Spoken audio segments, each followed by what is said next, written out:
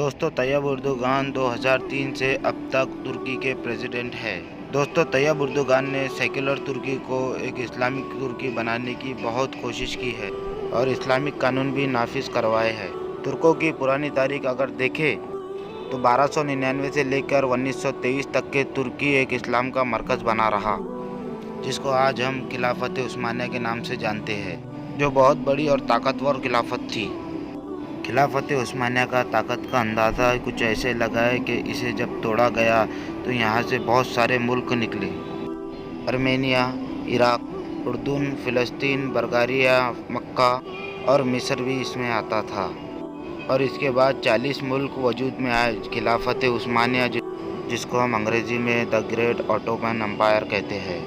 जब खिलाफत उस्मानिया टूटी तो तुर्की को एक सेकुलर देश बना दिया गया और इसको बनाने वाला था मुस्तफ़ा कमाल अतातुर्क। जी हाँ, मुस्तफ़ा कमाल अतातुर्क ने तुर्की को एक सेकुलर देश बनाया। हर तरफ बेहयाई और बुराई का राज हुआ, जी हाँ, जो आज तक के तुर्की में मौजूद है। अतातुर्क ने हर वो काम किया जिसे इस्लाम रोकता है। 1923 में पहली जंग अजीम के बाद खिलाफत उस्मानिया के खिलाफ मगरिब में मुँह वाले खड़े हुए, जिसमें फ्रांस, जर्मनी और इंग्लैंड शामिल थे। इन्होंने तुर्की पर दबाव डालकर मुआहदा किया, जो कि 100 साल का था, जिसको ट्रीटी ऑफ लॉज़ान कहते हैं और उर्दू में मुआहदा लॉज़ान कहते हैं। तुर्की उस वक्त अतातुर्क के कंट्रोल में था और हुकूमती डिक्टेटर होने के नाते उसने इस मुआहदे पर दस्तखत भी किए थे। उसके बाद 3 बर्रे आज़मों ने पहले खिलाफत उस्मानिया का खात्मा कर दिया गया।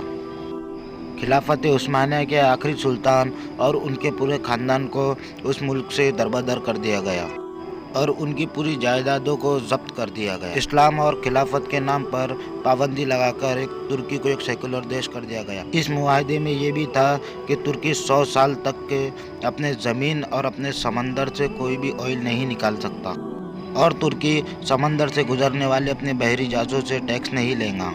इस समंदरी बोट का अंदाज़ा इस बात से लगा है कि ये समंदरी पासपोर्ट बोट 2 बर्रे आज़मों एशिया और यूरोप को जोड़ती है। तुर्की आज तक के मुआवज़ा मसाइल से गुज़र रहा है और तुर्की में आज तक मसाइल है और वजह यही है कि ये 2 चीज़ों ने तुर्की को कमज़ोर किया हुआ है। इस मुआवजे के वजह से तुर्की 100 साल से तेल नहीं निकाल पा रहा है और समंदरी जहाज़ों से टैक्स भी नहीं ले पा रहा है। आज यूरोप की और आलमी ताकतों की नींदें उड़ी हुई है क्योंकि 2023 की शुरुआत हो गई है। अब तुर्की खुद मुख्तार होगा और आज़ाद होगा।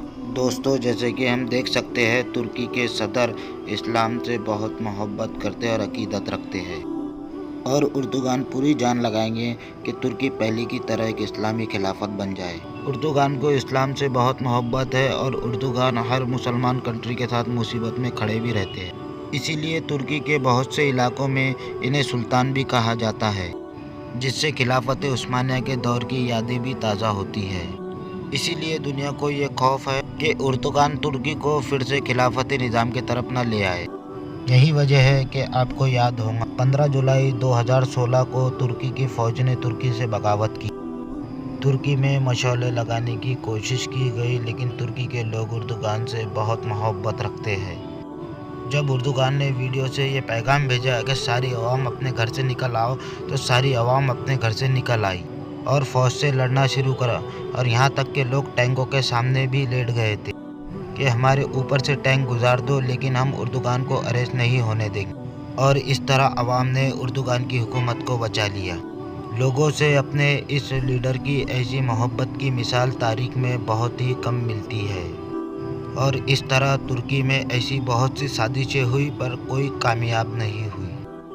आज भी सब मुसलमानों की आंखें इस्लाम के एक अजीम लीडर तैयब उर्दुगान पे है और बहुत से सवाल लोगों के जहन में घूम रहे हैं कि उर्दुगान अब 2023 में क्या करेंगे। क्या तुर्की अपने वो मुल्क अब खुद लेगा जो खिलाफत उस्मानिया के अंडर में आते हैं? क्या तुर्की पूरी तरीके से इस्लामिक तुर्की बन जाएगा? क्या तुर्की खिलाफत उस्मानिया का निज़ाम फिर से नाजिल करेगा?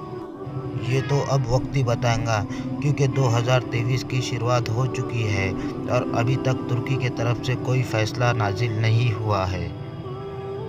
एक आयत का मफहूम है कि तुम अल्लाह की रहमत से मायूस ना होना कभी। अगर ईमान वाले हो तो फतह तुम्हारी होगी। मेरा रब जिसने यूसुफ अलैहिस्सलाम को जिंदान से मिस्र का बादशाह बना दिया, वो हमें भी अपनी रहमत से महरूम नहीं रखेगा। इंशाअल्लाह भाई, इंशाअल्लाह।